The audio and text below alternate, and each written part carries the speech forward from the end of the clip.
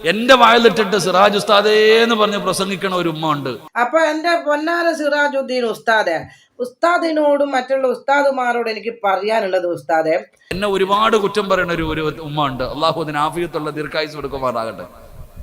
ആമീൻ പറയടോ. എന്റെ വായിലിട്ടിട്ട് സിറാജ് ഉസ്താദേ എന്ന് പറഞ്ഞ് പ്രസംഗിക്കണ ഒരു ഉമ്മ ഉണ്ട്. അള്ളാഹു അതിന് ആഫിയത്തുള്ള ദീർഘായുസ് കൊടുക്കുമാറാകട്ടെ. ഒരു ആമീൻ പറയുന്നേ.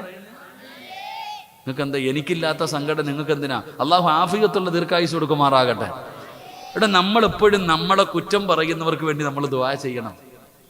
നമ്മളെ സങ്കടപ്പെടുത്തുന്നവർ, നമ്മളെ വേദനിപ്പിക്കുന്നവർക്ക് വേണ്ടി നമ്മൾ എപ്പോഴും ദുആ ചെയ്യണം. കാരണം എന്തേ? അവര് പറയുന്നത്, സിറാജ്, നീ ചെയ്യുന്ന നന്മ കൊണ്ട് സ്വർഗത്തിൽ പോകാൻ പറ്റൂല, എന്റേത് കൂടെ നിനക്ക് തരാമെന്ന് പറഞ്ഞ് സഹായിക്കുമ്പോൾ വേണ്ടെന്ന് പറയുന്നത് എന്തിനാ?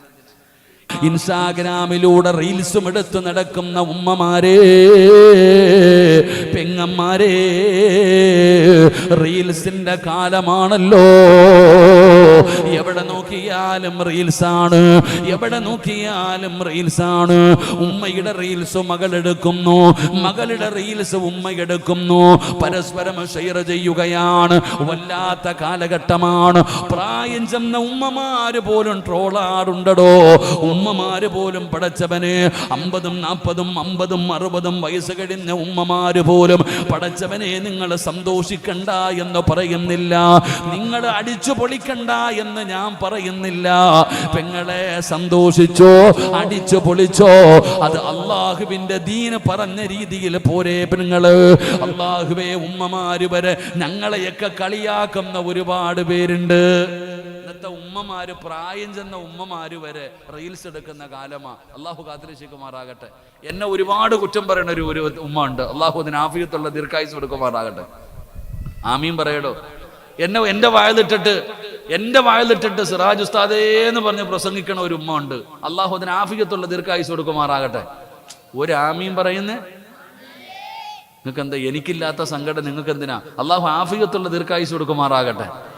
ഇവിടെ നമ്മളെപ്പോഴും നമ്മളെ കുറ്റം പറയുന്നവർക്ക് വേണ്ടി നമ്മൾ ദുആ ചെയ്യണം. നമ്മളെ സങ്കടപ്പെടുത്തുന്നവർ, നമ്മളെ വേദനിപ്പിക്കുന്നവർക്ക് വേണ്ടി നമ്മൾ എപ്പോഴും ദുആ ചെയ്യണം. കാരണം എന്തേ? അവര് പറയുന്നത്, സിറാജ്, നീ ചെയ്യുന്ന നന്മ കൊണ്ട് സ്വർഗത്തിൽ പോകാൻ പറ്റൂല, എന്റേത് കൂടെ നിനക്ക് തരാമെന്ന് പറഞ്ഞ് സഹായിക്കുമ്പോൾ വേണ്ടെന്ന് പറയുന്നത് എന്തിനാ? എന്റെ പ്രിയപ്പെട്ട സഹോദരങ്ങളെ, വല്ലാത്ത കാലത്താണ് നമ്മൾ ജീവിക്കുന്നത്. എല്ലാരും ഇങ്ങനെ നടക്കാ. സിറാജ്, നിങ്ങളൊക്കെ എത്ര വാഴ്ന്നു പറഞ്ഞിട്ട് ഒരു കാര്യമില്ല. തൊണ്ട പൊട്ടി വിളിച്ചു കൂവിയിട്ട് നിന്റെ തൊണ്ടയിൽ വെള്ളം പോണ അല്ലാതെ ഞങ്ങൾ നന്നാവൂല, ഞങ്ങൾ മാറൂല എന്ന് പറഞ്ഞുകൊണ്ട് പടച്ചവനെ നടക്കുകയാണ്. കൂടെ ആളുണ്ട്, എങ്ങനെ വേണമെങ്കിലും നടന്നോ. സഹോദരിമാരോട് പറയുകയാ, സഹോദരന്മാരോട് പറയുകയാ, എങ്ങനെ വേണമെങ്കിലും നടന്നോ, എത്ര റീൽസ് വേണമെങ്കിലും എടുത്തോ പെങ്ങളെ. പക്ഷേ ഒരേ ഒരു കാര്യം നീയൊക്കെ മനസ്സിലെഴുതി വെക്കണം.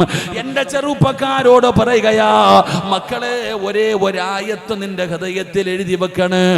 ഏതായത്തെന്നറിയോ? ഏതായത്തെന്നറിയുമോ? വത്തഖൂ യൗമന തുർജഊന ഫീഹി ഇലല്ലാഹ്. അല്ലാഹുവിന്റെ വിശുദ്ധമായ ഖുർആനിലെ ഈ ആയത്ത് നിങ്ങളൊക്കെ ഓർത്തു വെക്കുന്നത് നല്ലതാണ്. ഓർത്തു വെക്കണം പെങ്ങള്. അല്ലാഹുവിനെ മറന്നുകൊണ്ട് ധിക്കാരികളെ പോലെ, തോന്നിവാസികളെ പോലെ ജീവിക്കുന്നവരോട് അല്ലാഹു ഓർമ്മപ്പെടുത്തുന്ന ആയത്താണ് വത്തഖൂ യൗമന തുർജഊന ഫീഹി ഇലല്ലാഹ്. എവിടെ പോകാനാ നിങ്ങളെല്ലാം? നിങ്ങളൊക്കെ എവിടെ പോകാനാ? എവിടെ പോയാലും ഒരു ദിവസം നിങ്ങൾ വീഴുമടോ. ഉമ്മമാരെ, സഹോദരിമാരെ, നീയൊക്കെ എവിടെ പോയാലും, ഈ ലോകത്തിന്റെ ഏത് അറ്റത്ത് പോയാലും അല്ലാഹ് പറയുകയാ, വത്തഖൂ യൗമന തുർജഊന ഫീഹി ഇലല്ലാഹ്. എന്റെ മുമ്പിലേക്ക് നിന്നെയൊക്കെ കൊണ്ടുവരുന്ന ഒരു ദിവസമുണ്ട്. എന്റെ മുമ്പിൽ നിന്നെയൊക്കെ ഞാൻ കൊണ്ടുവരുന്ന ഒരു ദിവസമുണ്ട്. ഓർത്തു വെച്ചോടാ ചെറുപ്പക്കാരാ. അത് പ്രായമുള്ള വാപ്പയാകട്ടെ, ചെറുപ്പക്കാരാകട്ടെ, ഉമ്മയാകട്ടെ, മകളാകട്ടെ, വഅദ് പറയുന്ന സിറാജാകട്ടെ, അല്ലാഹു എല്ലാവരോടും പറയുകയാണ്, നീ എവിടെ പോയാലും, നീ എവിടെ പോയാലും ഒരു ദിവസം നിന്നെ എന്റെ മുമ്പിലേക്ക് കൊണ്ടുവരും, സൂക്ഷിച്ചോ നീ. അന്ന് അല്ലാഹു പറയുകയാ, ഇന്നാ മിനൽ മുജ്രിമീന മുൻതഖിമൂൻ. ഞാൻ ഒരുക്കി വച്ചിരിക്കുന്നത് എന്താണെന്ന് ഞാൻ നിനക്ക് കാണിച്ചു തരാ. കഠിനമായ ശിക്ഷ, ഭയാനകമായ ശിക്ഷ അല്ലാഹു ഒരുക്കി വെച്ചിട്ടുണ്ടെന്ന് ഖുർആൻ പറയുമ്പോ, അല്ലാഹുവിന്റെ വിശുദ്ധമായ ഖുർആൻ പാരായണം ചെയ്തിട്ട് നിസ്കരിക്കണേ മക്കള്. 5 വഖത്ത് നിസ്കരിക്കണേ, അല്ലാഹുവിനെ ഭയന്നുകൊണ്ട് ജീവിക്കണേ. പെങ്ങന്മാരെ ഔറത്ത് മറയ്ക്കണേ, നിങ്ങൾ അല്ലാഹുവിനെ പേടിച്ച് ജീവിക്കണേ. നിങ്ങൾ ഇങ്ങനെ മോശമായ ജീവിതം നയിക്കരുത് എന്ന് ഖുർആനിന്റെ അർത്ഥം ഇങ്ങനെ പറഞ്ഞു തരുമ്പോ, കളിയാക്കുന്നവരെ, പരിഹസിക്കുന്നവര് അല്ലാഹുവിന്റെ വിശുദ്ധമായ ഖുർആനിന്റെ ആയത്തുകൾ കേട്ടിട്ട് അതിനെ പരിഗണിക്കാത്തവൻ അല്ലാഹു കൊടുക്കുന്ന രണ്ടാമത്തെ ശിക്ഷ, വമൻ അളിലമു മിമ്മൻ ദുക്കിറ ബിആയാതി റബ്ബി സുമ്മ അറള അൻഹാ. അല്ലാഹു പറയുന്നു, അല്ലാഹു പറയുകയാ, ഇന്നാ മിനൽ മുജ്രിമീന മുൻതഖിമൂൻ. ഭയാനകമായ ശിക്ഷ അല്ലാഹു ഒരുക്കി വച്ചിരിക്കുകയാ. ഭയാനകമായ ശിക്ഷ അല്ലാഹു ഒരുക്കി വച്ചിരിക്കുകയാ. നാളെ നാണം കെടുത്തുന്ന രീതിയിൽ അല്ലാഹു കൊണ്ടുവരികയാണ്. നാളെ നാണം കെടുത്തുന്ന രീതിയിൽ അല്ലാഹു കൊണ്ടുവരികയാണ്. വിശദീകരിക്കുന്നില്ല. അല്ലാഹുവിന്റെ പരിശുദ്ധമായ ഖുർആനിന് പരിഗണിക്കാത്തവർക്ക് അല്ലാഹു കൊടുക്കുന്ന മൂന്നാമത്തെ ശിക്ഷ എന്തെന്നറിയുമോ? വമൻ അറള അൻ ദിക്രി ഫഇന്ന ലഹു മഈശതൻ ലൻഖാ വനഹ്ശുറുഹു യൗമൽ ഖിയാമത്തി അഅ്മാ ഖാല റബ്ബി ലിമ ഹസർതനി അഅ്മാ വഖദ് കുന്തു ബസീറാ ഖാല കദാലിക അത്തതുക ആയാതുനാ ഫനസീതഹാ വകദാലികൽ യൗമ തുൻസാ. അല്ലാഹു തരുന്ന മൂന്നാമത്തെ ശിക്ഷ എന്താ? കള്ള് കുടിക്കുന്നവന്റെയല്ല, വ്യഭിചരിക്കുന്നവന്റെയല്ല, വൃത്തികെട്ടവന്റെയല്ല, ശിർക്ക് ചെയ്യുന്നവന്റെ ശിക്ഷയല്ല. അല്ലാഹുവിന്റെ പരിശുദ്ധമായ ഖുർആൻ, ആ ഖുർആനിന് കൊടുക്കേണ്ട പരിഗണന കൊടുക്കാത്തവന്, ആ ഖുർആനിനെ അവഗണിക്കുന്നവന്, ആ ഖുർആനിനെ നിസാരമാക്കുന്നവന് അല്ലാഹു കൊടുക്കുന്ന മൂന്നാമത്തെ ശിക്ഷ എന്താ? വമൻ അറള അൻ ദിക്രി ഫഇന്ന ലഹു മഈശതൻ ലൻഖാ. ഒന്ന്, അവന്റെ ഹൃദയത്തിന്റെ അകത്ത് ഒരു കാലത്തും ഹിദായത്തിന്റെ വെളിച്ചം കയറൂല. അല്ലാഹു നമ്മളെ കാക്കുമാറാകട്ടെ. ഉറക്കപ്പറ, അല്ലാഹു നമ്മളെ കാക്കുമാറാകട്ടെ. അല്ലാഹു നമ്മളെ കാത്തിരക്ഷിക്കുമാറാകട്ടെ. 2, നീ നടന്നോ, നീ നല്ലതുപോലെ നടന്നോ, ഞാൻ കാണിച്ചു തരാം ഞാൻ ആരാണെന്ന്. അല്ലാഹു പറയുന്നു, നിനക്ക് വേണ്ടത് മൊത്തം ഞാൻ ഒരുക്കി വെച്ചിട്ടുണ്ട്. ഭയാനകമായ ശിക്ഷ നാളെ പരലോകത്ത് ചെല്ലുമ്പോൾ അല്ലാഹു നമുക്ക് തരും. അല്ലാഹു നമ്മളെ കാത്തിരക്ഷിക്കുമാറാകട്ടെ. 3, മൂന്നാമത്തത് വ്യക്തമായി കേൾക്ക്. എൻ്റെ പ്രിയപ്പെട്ട സഹോദരങ്ങളെ, ഇരിക്കുന്ന ആൾക്കാരോടൊക്കെ ചോദിക്കുന്നു, ജീവിതമൊക്കെ എങ്ങനെയുണ്ട്? എല്ലാവരും പറയുന്ന മറുപടി, ഉസ്താദെ വളരെ പ്രയാസമാണ്, സാമ്പത്തികമായി തകർന്നു. ഇത് കൊടുക്കുന്നുണ്ടല്ലോ. സാമ്പത്തികമായി തകർന്നു. നല്ല കച്ചവടമായിരുന്നു ഉസ്താദെ, കച്ചവടമൊക്കെ പോയി. ഭർത്താക്കന്മാരൊക്കെ നല്ല കാശായിരുന്നു, മന്തിയും നെഹദിയും മഹദിയും ഒക്കെ തിന്നോണ്ട് നടന്നതാ. ഇപ്പൊ എങ്ങനെയുണ്ട്? കുബൂസും വെള്ളം ആയോ? പടച്ചവനെ, എങ്ങനെയായിരുന്നു? സ്വർണ്ണ വിട്ട് അടിച്ചു പൊളിച്ച് ജീവിച്ചിരുന്നല്ലേ നീയൊക്കെ, ഇപ്പൊ എന്തു പറ്റി? എല്ലാരും പറയുന്നു, ഉസ്താദ് ആരോ കൂടോത്രം ചെയ്തെന്നാ, മുട്ട കുഴിച്ചിട്ടൊന്നുമല്ല. അല്ലാഹു ഈമാൻ തരുമാറാകട്ടെ. എല്ലാം പോയി, കച്ചവടവും പോയി, കാശും പോയി, ഇപ്പൊ കൊത്തുവാള എടുത്തു. എന്തേ കാരണം? ചില ഉസ്താദിനെ വിളിച്ചോണ്ട് പോയിട്ട് ചോദിക്കും, ഉസ്താദെ കന്നിമൂലയ്ക്ക് വല്ല കുഴപ്പമുണ്ടോന്ന്. കന്നിമൂലയ്ക്ക് ഒരു കുഴപ്പമില്ല താത്ത, അല്ലാഹു നിനക്ക് ഈമാൻ നൽകുമാറാകട്ടെ. ഉസ്താദെ വാതിൽ ഇങ്ങോട്ടിരിക്കുന്നത് കൊണ്ടാണോ, ജനൽ ഇങ്ങോട്ടിരിക്കുന്നത് കൊണ്ടാണോ, ബാത്റൂം അവിടെ പോയത് കൊണ്ടാണോ, അടുക്കള ഇവിടെ ആയത് കൊണ്ടാണോ? ഇതാ നിന്റെ സംശയം. നീ കൊത്തുവാള എടുക്കാനുള്ള കാരണം, നിന്റെ ജീവിതം ഇങ്ങനെ സങ്കടത്തിലാകാനുള്ള കാരണം ഞാൻ പറഞ്ഞു തരാം. അല്ലാഹു പഠിക്കാൻ ഭാഗ്യം തരുമാറാകട്ടെ.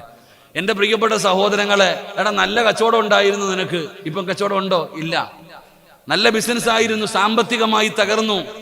നീ തന്നെ പറയുന്നില്ലേ? ഞാൻ ചോദിക്കട്ടെ, നീ തന്നെ പറയാ സമ്പത്തുണ്ട്, കേറിക്കിടക്കാൻ വീടുണ്ട്, കാറുണ്ട്, ഭാര്യയുണ്ട്, മക്കളുണ്ട്. അള്ളാഹു നിനക്ക് എല്ലാം തന്നിട്ടുണ്ട്. എന്നിട്ട് നീ പറയുന്നു മരിക്കാൻ തോന്നുന്നു ഉസ്താദെ. ഇരിക്കണ താത്താമാർ ഇപ്പൊ തന്നെ കോടീശ്വരിമാരാ.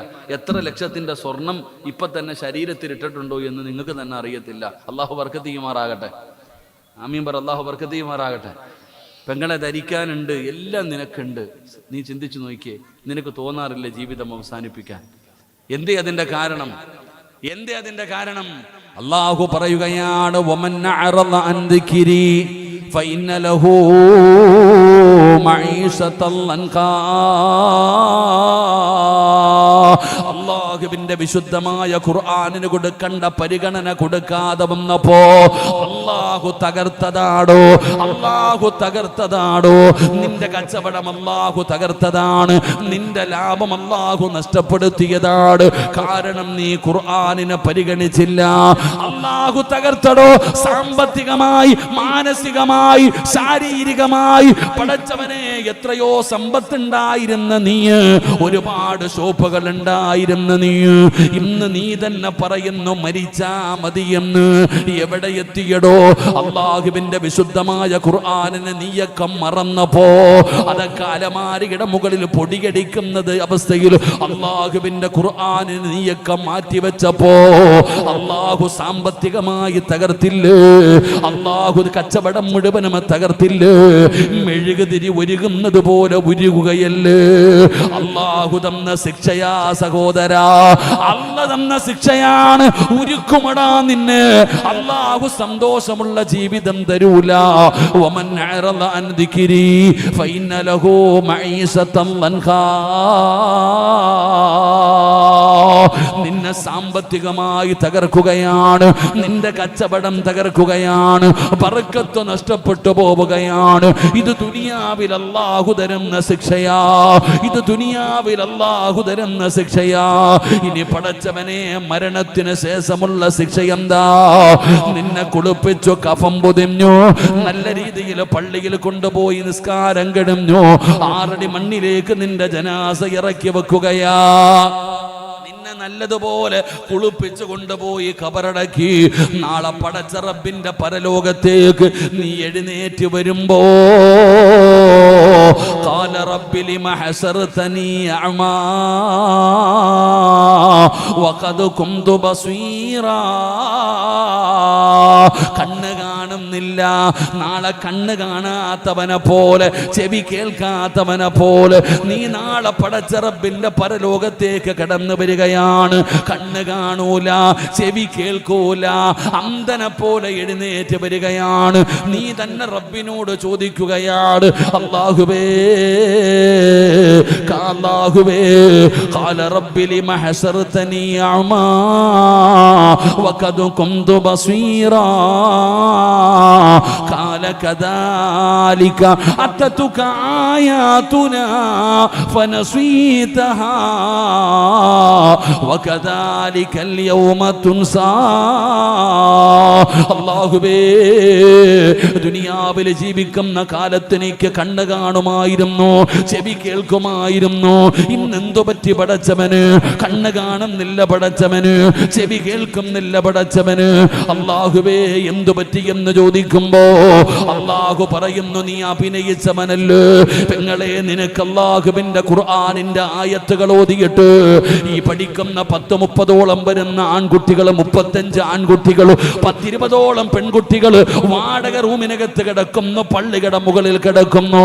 പെങ്ങളെ, ലക്ഷക്കണക്കിന് രൂപയുടെ സ്വർണം ധരിച്ചു കൊണ്ടിരിക്കുന്ന നിന്നോട് അല്ലാഹുവിന്റെ ഖുർആനിന്റെ ആയത്തോതിയിട്ട് ആ മക്കൾക്കൊരു തലചായ്ക്കാൻ 1 ചാക്ക് സിമന്റിന്റെ പൈസ കൊടുക്കാൻ പറഞ്ഞപ്പോ കാണാത്തവളെ പോലെ അഭിനയിച്ചവളല്ലേ, കേൾക്കാത്തവനെ പോലെ അഭിനയിച്ചവളല്ലേ. എന്റെ സഹോദരാ, കണ്ണിന്റെ മുമ്പിൽ ഒരുപാട് റബ്ബ് കാണിച്ചു തന്നടോ. ഖുർആനിന്റെ ആയത്തോതിയിട്ട് നിങ്ങളോട് പറഞ്ഞു, പള്ളിക്ക് കൊടുക്കാൻ, പാവങ്ങൾക്ക് കൊടുക്കാൻ, രോഗികൾക്ക് കൊടുക്കാൻ, യതീമീങ്ങൾക്ക് കൊടുക്കാൻ, അല്ലാഹുവിന്റെ ഖുർആൻ പഠിക്കുന്ന മക്കൾക്ക് കൊടുക്കാൻ. പൊട്ടം കളിച്ചില്ലേ, അഭിനയിച്ചില്ലേ, കാണാ നടക്കാത്തതുപോലെ നടന്നില്ലേ, അള്ളാഹു അതുപോലെ തന്നെ ആക്കിക്കളയും പെങ്ങള്. ചെവി കേൾക്കാത്തവനെ പോലെ, കണ്ണ് കാണാത്തവനെ പോലെ നാളെ പടച്ച റബ്ബിന്റെ പരലോകത്തും നാണം കെട്ട അവസ്ഥയിൽ അള്ളാഹു കൊണ്ടുവരുമെന്ന് അള്ളാഹുവിന്റെ വിശുദ്ധ ഖുർആൻ ഇവിടെന്ന് പറഞ്ഞു തരികയാ. അതുകൊണ്ട് ഈ സദസ്സിലിരിക്കുന്നവരോട് പറയുകയാണ്, കളിക്കല്ലേ ഖുർആനിനോട്, നിസ്സാരമായി കാണല്ലേ ഖുർആൻ. ആ ഖുർആൻ അള്ളാഹുവിന്റെ കലാമാണ്. ആ കലാമിന് കൊടുക്കേണ്ട പരിഗണന കൊടുക്കാതെ വന്നപ്പോ ജീവിതം തന്നെ മാറിയില്ലേ, ജീവിതം തന്നെ മാറിയില്ലേ. കോടിക്കണക്കിന് രൂപ കൊടുത്തു കൊട്ടാരം പണിതു, AC റൂമുണ്ട്, സഞ്ചരിക്കാൻ വാഹനമുണ്ട്, കൂടെ കിടക്കാൻ ഭാര്യയുണ്ട്, കണ്ണിന് കുളിർമയാകാൻ 5-6 മക്കളുണ്ട്, ജോലി ചെയ്യാൻ വേലക്കാരുണ്ട്. അള്ളാഹു എല്ലാം നിനക്ക് തന്നിട്ട് സമാധാനം മാത്രം റബ്ബ് തന്നില്ലെന്ന് സങ്കടം പറയുന്ന എന്റെ പ്രിയപ്പെട്ട മുസ്ലിമേ, വഅദ കേൾക്കാമെന്ന ഉമ്മയോട് ചോദിക്കുകയാ, ഉമ്മ ജീവിതം ഇങ്ങനെയുണ്ടെന്ന് ചോദിച്ചാ, ഉസ്താദേ തിന്നാനുണ്ട്, ധരിക്കാനുണ്ട്, കിടക്കാനുണ്ട്, അള്ളാഹു എല്ലാം തന്നിട്ടുണ്ട്, വാഹനമുണ്ട്, ഭർത്താവുണ്ട്, മക്കളുണ്ട്, വീടുണ്ട്, എല്ലാം അള്ളാഹു തന്നു. പക്ഷേ സമാധാനമില്ല ഉസ്താദ്. മക്കളെ ഓർത്തിട്ടാ ഞാൻ ജീവിക്കുന്നത്. ആത്മഹത്യ ചെയ്യാത്തത് നരകത്തിലായി പോകുമെന്നുള്ള പേടി കൊണ്ടാ ഉസ്താദ് എന്ന് സങ്കടം പറയുന്ന മുസ്ലിമേ, എന്തേ അതിന്റെ കാരണമെന്ത്? എന്താണ് നിനക്ക് പറ്റിയത്? ഈ ജീവിതം തന്നെ അവസാനിപ്പിക്കാൻ തോന്നുന്ന ചില സമയമുണ്ടോ? എന്തേ അതിന്റെ കാരണമെന്താ? രോഗമറിഞ്ഞ് ചികിത്സിക്കടോ. തലവേദന ഉണ്ടാകുന്നുണ്ട്. എപ്പോഴും മെഡിക്കൽ സ്റ്റോറിൽ ചെന്നിട്ട് വേദനയുടെ ഗുളിക കഴിച്ചാ അല്പസമയത്തേക്ക് ശമനമുള്ളൂ, വീണ്ടും അത് വരികയാണ്. എന്നാൽ അടിസ്ഥാനപരമായി എന്താണ് വേദനയുടെ കാരണമെന്ന് രോഗം കണ്ടുപിടിച്ച് ചികിത്സിച്ചാൽ അത് മാറും സഹോദരാ. അതുകൊണ്ട് നിന്റെ വിഷയം എന്താണെന്ന് നീ പരിശോധിക്ക്. നമ്മൾ മനസ്സിലാക്കേണ്ട എന്താ, ഉസ്താദെ ഇഷ്ടം പോലെ പൈസ ഉണ്ട്, അവിടെ ഇവിടെ ഒക്കെ ബിസിനസ്സാ, 2 നില വീട്, കാറ്, ഭാര്യ, മക്കള്, അല്ല എനിക്കെല്ലാം തന്നു ഉസ്താദെ, സമാധാനം മാത്രം കിട്ടുന്നില്ല. നോക്കിയേ, സ്വർണം എത്ര പവനുണ്ട് ഇല്ലേ, അള്ളാഹു നിനക്കെല്ലാം തന്നു, സമാധാനം കിട്ടുന്നില്ല. എന്തേ അതിന്റെ കാരണം? എടാ, ഇന്ന് വീടിന്റെ അകത്ത് കയറിയ ഭാര്യയും ഭർത്താവും തമ്മിൽ കീരിയും പാമ്പിനെ പോലെ കടിച്ചു കയറുക, സമാധാനമില്ല വീട്ടില്, തിന്നിട്ട് വയറ് നിറയുന്നില്ല. കൂടപ്പറപ്പുകൾ, ഒരു ഉമ്മാടെ വയറ്റിൽ കിടന്ന കൂടപ്പറപ്പുകൾ യുദ്ധം ചെയ്യുന്ന കാലം. അള്ളാഹു നമ്മളെ കാക്കുമാറാകട്ടെ. നമ്മുടെ വീടിന്റെ അവസ്ഥയാ. എടോ, വീടെന്ന് പറഞ്ഞാൽ എന്താ? ഇന്ന് സബ് ജൂനിയർ വിഭാഗം എല്ലാം നല്ല വഴുത് പറയുക. അള്ളാഹു നമ്മുടെ മക്കളെയൊക്കെ നന്നാക്കി തരുമാറാകട്ടെ. ആമീൻ പറഞ്ഞോ? എപ്പോഴാ കോടാലി എടുത്തുകൊണ്ട് വരുന്നതെന്ന് അറിയത്തില്ല, അത് ആമീൻ പറയാൻ പറഞ്ഞേ. ഇന്നത്തെ മക്കൾക്കൊക്കെ ഉമ്മമാരോട് വല്ലാത്ത സ്നേഹം. ഇപ്പൊ ഉമ്മാനെയാ കൂടുതലും കൊല്ലുന്നത്. സൂക്ഷിച്ചു എല്ലാണോ, അള്ളാഹു കാത്തിരിക്കുമാറാകട്ടെ. ഇങ്ങോട്ട് നോക്കിക്കേ, എടോ, ഇന്ന് മനുഷ്യനില്ലാത്ത ഒരു അമൂല്യമായ നിധി സമാധാനമില്ല. നമുക്ക് തന്നെ തോന്നുന്നു ജീവിതം അവസാനിപ്പിക്കാൻ. അള്ളാഹു കാത്തിരിക്കുമാറാകട്ടെ. എടോ, ഖുർആൻ പറഞ്ഞ എന്തെന്നറിയോ? സമാധാനം കിട്ടാനുള്ള 4 വഴികൾ ഖുർആൻ പറയുന്നു. ഒരാൾക്ക് സമാധാനം കിട്ടാനുള്ള 4 വഴികളിൽ ഒന്ന്, സമാധാനം വേണമെങ്കിൽ കല്യാണം കഴിച്ചാൽ മതി. അള്ളാഹു നമുക്ക് ഈമാൻ തരുമാറാകട്ടെ. സമാധാനം കിട്ടണമെങ്കിൽ എന്ത് ചെയ്താൽ മതി? നിങ്ങളെന്താ ചിരിക്കണേ? നിങ്ങൾ എന്നെ നോക്കിയിട്ട് ചിരിക്കുന്നു. സിറാജ, കല്യാണം കഴിച്ച സമാധാനം കിട്ടുമോ? സുബ്ഹാനല്ലാഹ്. അള്ളാഹുവിന്റെ വിശുദ്ധമായ ഖുർആൻ പറയുന്നു, വിവാഹം കഴിച്ച സമാധാനം കിട്ടും. അള്ളാഹു നമുക്ക് സമാധാനം നൽകുമാറാകട്ടെ. ഉണ്ടോ? എങ്ങനെ നടന്നതാ സിറാജ? ഞാൻ പടച്ചവനെ, പറന്ന് നടന്ന ഞാൻ എന്ന് കല്യാണം കഴിച്ചു അന്നത്തോടുകൂടി എൻ്റെ സമാധാനം പോയെന്ന് ആ ചിരിയുടെ അർത്ഥം എനിക്ക് മനസ്സിലായി.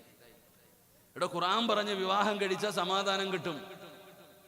ആ സമാധാനം ഇല്ലെങ്കിൽ നിന്റെ പോരായ്മയാണ്. ഖുർആൻ പറയുന്ന ഒരിക്കലും തെറ്റൂല.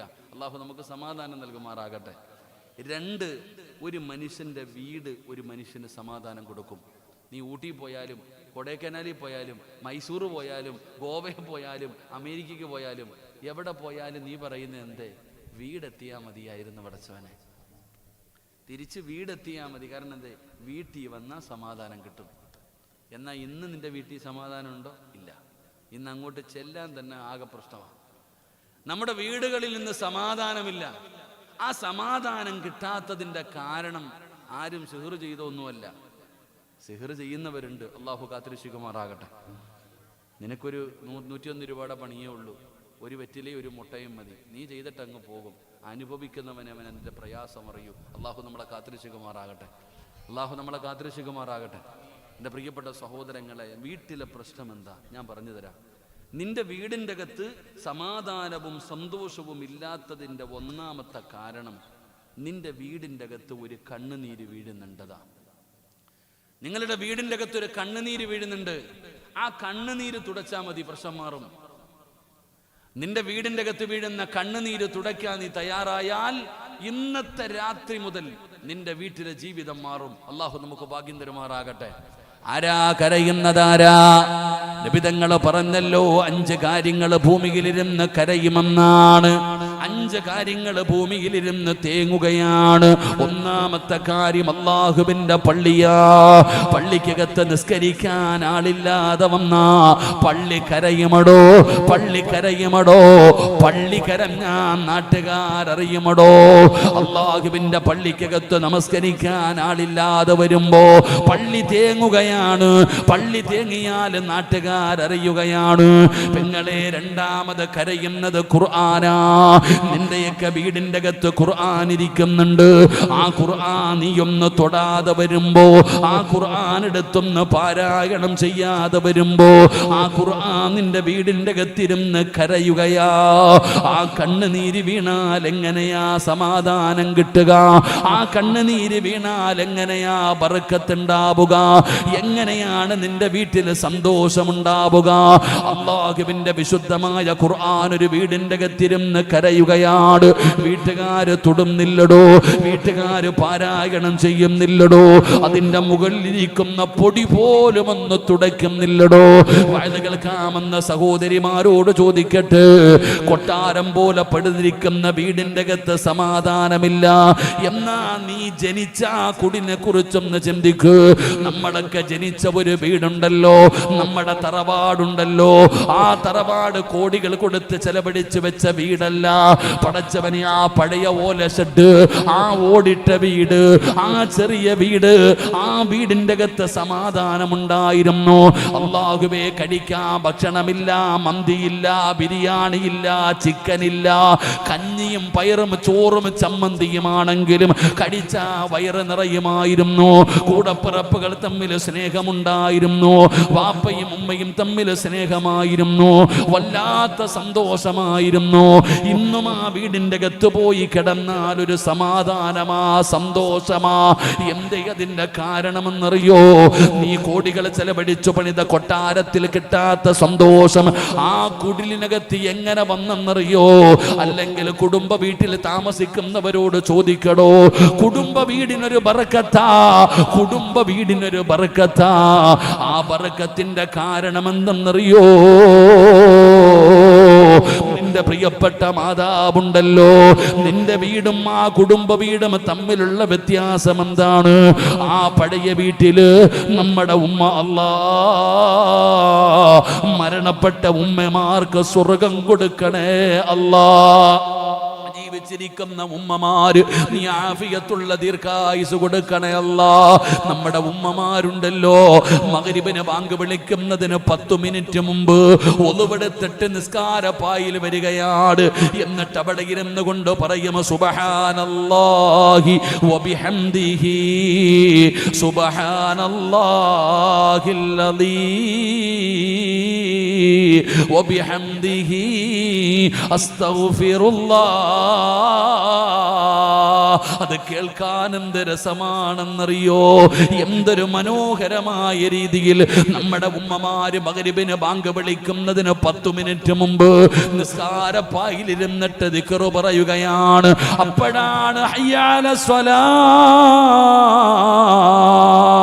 ഹയ്യാലൽ ഫലാ അല്ലാഹുവിന്റെ പള്ളിയുടെ മിനാരത്തിൽ നിന്ന് മഗ്‌രിബ് ബാങ്ക് വിളിക്കുന്നത്. ഉമ്മ എഴുന്നേൽക്കുകയാണ്, മഗ്‌രിബിന്റെ ഫർദ് നിസ്കരിക്കുകയാണ്, അവിടെ നിന്ന് സുന്നത്തുകൾ നിസ്കരിക്കുകയാണ്.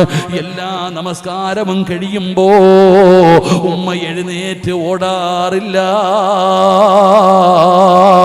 അല്ലാഹുവിന്റെ വിശുദ്ധമായ ഖുർആൻ എടുക്കുകയാ. ആ ഖുർആൻ എടുത്തിട്ട് ഉമ്മയാ ഇരിപ്പിലിരുന്ന് കൊണ്ട് പാരായണം ചെയ്യുകയാണ്. സൂറത്തുൽ വാഖിഅ, സൂറത്തുർ റഹ്മാൻ, സൂറത്തുൽ മുൽക്ക്, സൂറത്തു സജദ, സൂറത്തു യാസീൻ. മഗ്‌രിബിന്റെ ഇശാഇന്റെ ഇടയിൽ നമ്മുടെ ഉമ്മമാര് 5 സൂറത്തുകൾ പാരായണം ചെയ്യുമായിരുന്നു. ഏതാണെന്നറിയോ? ഇദാ വഖഅത്തിൽ വാഖിഅ ലൈസ ലിവഖഅതിഹാ കാദിബാ.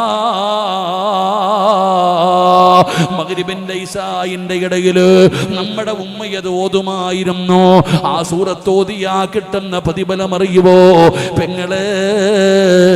കൂലിപ്പണി ചെയ്ത് ജീവിച്ച നിന്റെ വാപ്പാ, പാവപ്പെട്ടവനായ നിന്റെ വാപ്പാ എങ്ങനെയാ പടച്ചവനെ നിന്നെ വിവാഹം കഴിച്ചു കൊടുത്തത്? നിനക്കെല്ലാം തന്നുകൊണ്ട് 1 അല്ല 2 അല്ല 3 അല്ല, അല്ലാഹു തന്ന പെൺമക്കളെ മുഴുവനും നല്ല നിലയിൽ വാപ്പ വിവാഹം കഴിച്ചു കൊടുത്തത് പിരിവെടുത്തിട്ടല്ല, പലിശക്കെടുത്തിട്ടല്ല, ലോൺ എടുത്തിട്ടല്ല, പണയം വെച്ചിട്ടല്ല. നിന്റെ വാപ്പ ഒരുത്തന്റെ മുമ്പിലും കൈനീട്ടാതെ അല്ലാഹുവേ പട്ടിണിക്കിട്ടിട്ടില്ലല്ലോ. നിന്നെയൊക്കെ നല്ലതുപോലെ വളർത്തിയല്ലോ. അതിന്റെ കാരണം എന്തെന്നറിയോ? അല്ലാഹുവിന്റെ റസൂൽ പറയുകയാ, ഏതെങ്കിലും ഒരു വീടിന്റെ അകത്ത് സൂറത്തുൽ വാഖിയ പാരായണം ചെയ്താൽ നമ്മുടെ വാപ്പ നമ്മൾ അലിച്ചയ്ക്ക് ഈ പെങ്ങന്മാരെയൊക്കെ എങ്ങനെയാ കെട്ടിച്ച്? പിരിവെടുത്തിട്ടാ, പണയം ലോൺ എടുത്തിട്ടാ, പലിശക്ക് എടുത്തിട്ടല്ല. വീട്ടിൽ മരമൊന്നും ഇല്ലായിരുന്നു. നമ്മുടെ വാപ്പ മക്കളെയൊക്കെ കെട്ടിച്ചു വിട്ടു. അൽഹംദുലില്ലാ, സന്തോഷം, സമാധാനം, ദാരിദ്ര്യമില്ലായിരുന്നു വീട്ടിൽ. അതിന്റെ കാരണം സൂറത്തുൽ വാഖിഅ ഏത് വീട്ടിൽ പാരായണം ചെയ്യുന്നുണ്ടോ ആ വീട്ടിൽ അല്ലാഹു ദാരിദ്ര്യം കൊടുക്കില്ല എന്ന് നബി മുഹമ്മദ് മുസ്തഫ. അങ്ങനെ ഏതെങ്കിലും ഒരു വീടിന്റെ അകത്ത് സൂറത്തുൽ വാഖിഅ ആകെ 2.25 പേജ് കണ്ടേ ഉള്ളൂ. കൂടിപ്പോയാൽ 3 പേജ് ഇല്ല, 2.25 ഉള്ളൂ. ആ സൂറത്തുൽ വാഖിഅ ഏതെങ്കിലും വീടിന്റെ അകത്ത് പാരായണം ചെയ്ത അല്ലാഹു ആ വീട്ടിൽ ദാരിദ്ര്യം കൊടുക്കില്ല എന്ന് ആദരവായ പ്രവാചകൻ നബി മുഹമ്മദ് മുസ്തഫ. ഓരോ വാപ്പയും വീട്ടിൽ നിർബന്ധമാക്കണം, ഒന്ന് ആരെങ്കിലും ഓതിയിരിക്കണം വാഖിഅ. ഒന്ന് ഈ ഭാര്യ, അല്ലെങ്കിൽ മക്കൾ, അല്ലെങ്കിൽ നീ വീട്ടിൽ നിർബന്ധമാക്കണം. കാരണം ആ സൂറത്ത് ഓതുന്ന വീട്ടിൽ അല്ലാഹു ഒരിക്കലും ദാരിദ്ര്യം കൊടുക്കൂല. അല്ലാഹു നമുക്ക് ഈമാൻ നൽകുമാറാകട്ടെ. നിന്റെ ഉമ്മ ഓതുമായിരുന്നു, നമ്മുടെ ഉമ്മ ഓതുമായിരുന്നു 2 സൂറത്തുൽ മുൽക്ക്, തബാറകല്ലദീ ബിയദിഹിൽ മുൽക്കു വഹുവ അലാ കുല്ലി ഷൈഇൻ ഖദീർ. എന്താ ഇതിന്റെ മഹത്വം? ഈ സൂറത്തിന്റെ മഹത്വം എന്താ? അതിപ്പോ അറിയത്തില്ല, പള്ളിക്കാട്ടിൽ പോകുമ്പോ അറിയാം. ഒരിക്കൽ ഒരു സഹാബി യാത്രമധ്യയിൽ കിടന്നുറങ്ങുകയാ. രാത്രി കിടന്നുറങ്ങുമ്പോ ഖുർആൻ ഓതുന്നു. മരുഭൂമിയിൽ പെട്ടെന്ന് ചാടി എഴുന്നേറ്റ് പുറത്തു നോക്കി, ആരാ അല്ലാ ഈ രാത്രി ഖുർആൻ ഓതുന്ന? മരുഭൂമിയിൽ ആരെയും കാണുന്നില്ല. സഹാബി കയറി മിണ്ടാതെ കടന്നു. കുറച്ചു കഴിഞ്ഞപ്പോ പിന്നെയും ഖുർആൻ കേൾക്കുന്നു. ചാടി പുറത്തിറങ്ങി, ആരാ അല്ലാ ഈ രാത്രിയിൽ ഖുർആൻ ഓതുന്ന? ആരെയും കാണുന്നില്ല. 3-മതും ആ സഹാബി ഖുർആൻ കേട്ടപ്പോ മനസ്സിലായി, കിടക്കുന്നത് ഖബറിന്റെ മുകളിലാ, ഖബറിനകത്തിരുന്നിട്ടാ ഖുർആൻ ഓതുന്നേ. പേടിച്ചു. പിറ്റേ ദിവസം രാവിലെ മുത്തുനബിയുടെ മുമ്പിൽ ചെന്നിട്ട് പറഞ്ഞപ്പോ നബിതങ്ങൾ ചോദിച്ചു, അതിലിപ്പോ എന്താ അത്ഭുതമാ? അതിലിപ്പോ എന്താ അത്ഭുതം? സൂറത്തുൽ മുൽക്ക്, തബാറകല്ലദീ ബിയദിഹിൽ മുൽക്കു വഹുവ അലാ കുല്ലി ഷൈഇൻ ഖദീർ. അത് ഓതുന്നവന്റെ പള്ളിപ്പറമ്പിൽ വരും ആ സൂറത്ത്. അല്ലാഹു നമുക്ക് ഭാഗ്യം തരുമാറാകട്ടെ. സൂറത്തുർ റഹ്മാൻ. ഉസ്താദെ, തങ്ങന്മാര് വരണം വീട്ടിൽ ദുആ ചെയ്യാൻ, ഉസ്താദന്മാര് വരണം ദുആ ചെയ്യാൻ, ക്ഷണിക്കുമല്ലോ മക്കളെ. സൂറത്തുർ റഹ്മാൻ, അർ-റഹ്മാനു അല്ലമൽ ഖുർആൻ ഖലഖൽ ഇൻസാന അല്ലമഹുൽ ബയാൻ. ഈ സൂറത്ത് ഓതുന്ന വീട്ടിൽ മലക്കുകൾ ഇറങ്ങി വരും ദുആ ചെയ്യാൻ. ഒരു സഹാബിയുടെ ചരിത്രം പറയുന്നുണ്ട്. സഹാബി രാത്രി ഇരുന്ന് ഖുർആൻ ഓതുമ്പോൾ വീടിൻ്റെ പുറത്ത് കെട്ടിയിരിക്കുന്ന കുതിരകളൊക്കെ കിടന്ന് ചാടുകയാണ്. ഇദ്ദേഹം ഖുർആൻ ഓതുന്നത് നിർത്തി പുറത്തിറങ്ങുമ്പോൾ കുതിര മിണ്ടാതെ നിൽക്കും. അകത്ത് കയറി ഖുർആൻ ഓതുമ്പോൾ വീണ്ടും ചാടും. അവസാനം ഈ ചങ്ങാതി ഖുർആൻ മടക്കി വെച്ചു. രാവിലെ നബിതങ്ങളുടെ മുമ്പിൽ പോയിട്ട് ഇത് പറഞ്ഞപ്പോൾ നബിതങ്ങൾ ചോദിച്ചു, നീ ഓതിയ സൂറത്ത് ഏതാ? സൂറത്തു റഹ്മാനാണ് നബിയെ പാരായണം ചെയ്തത്. മലക്കുകൾ ഇറങ്ങി വരുന്നത് കണ്ടിട്ട് ആ മൃഗങ്ങൾ ചാടിയതാണെന്ന് നബിഗിന റസൂലുള്ളാഹി സ്വല്ലല്ലാഹു അലൈഹി വസല്ലം. സൂറത്തു റഹ്മാൻ പാരായണം ചെയ്താൽ മലക്കുകൾ ഇറങ്ങി വരും നിന്റെ വീട്ടിൽ. സൂറത്തു സജദ ഉംറയുടെ കൂലിയ. സൂറത്തു സജദ പാരായണം ചെയ്യുന്നതിന് ഉംറയുടെ കൂലിയ. എൻ്റെ പ്രിയപ്പെട്ട സഹോദരങ്ങളെ, സൂറത്തു യാസീൻ, യാസീൻ ഒരാൾ ഓതിയിട്ട് ദുആ ചെയ്താൽ അവൻ്റെ ദുആയ്ക്ക് ഉത്തരമുണ്ട്. ഈ 5 സൂറത്തുകൾ പാരായണം ചെയ്യണം.